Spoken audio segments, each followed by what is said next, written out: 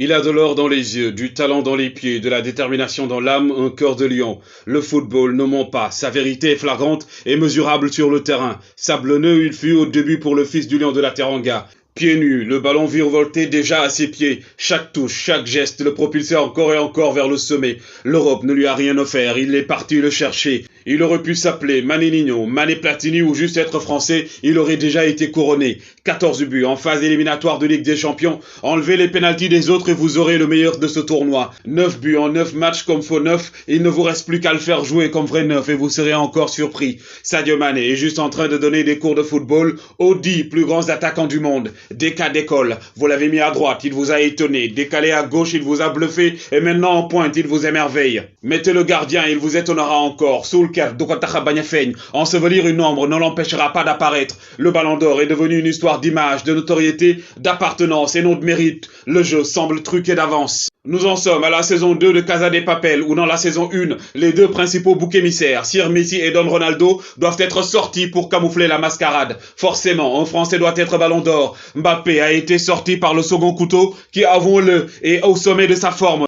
Mais pas assez pour le couronner avant l'heure. Comme au football, on a vu des Fergie Time et pourquoi pas du Mané Time. Le prétexte des performances individuelles sur une saison et qui paradoxalement semble se limiter au nombre de buts, élimine de facto les génies du ballon et favorise les attaquants de pointe. Modric, De Bruyne, Bernardo Silva, Sadio Mané, Salah, Mahrez, Vinicius, Neuer, Mendy, Courtois, Alisson et j'en passe sont tous lésés. Mais le plan prend d'autres tournures. L'acteur principal se fait talonner, voire même dépasser par des outsiders venus de Liverpool et de City, et dont les pieds parlent tout aussi bien arabe, anglais que français. Donc, devenir champion d'Afrique ne pèse pas sur la balance. Il vaut moins qu'un cirque, qu'une Ligue des Nations de prestige. Meilleur joueur de la CAN, vous dites encore que c'est petit. Deuxième meilleur buteur en phase éliminatoire, et sans penalty, c'est toujours banal. Mais, pour une simple panenka, vous voulez donner le Ballon d'Or. Or, le Sénégalais a des pieds en or, toujours prêt à détonner. Ses yeux brillent et scintillent de détermination et de talent. Il a dompté à 2 reprises le pharaon, gagné le respect de Zidane, de Guardiola et de Klopp,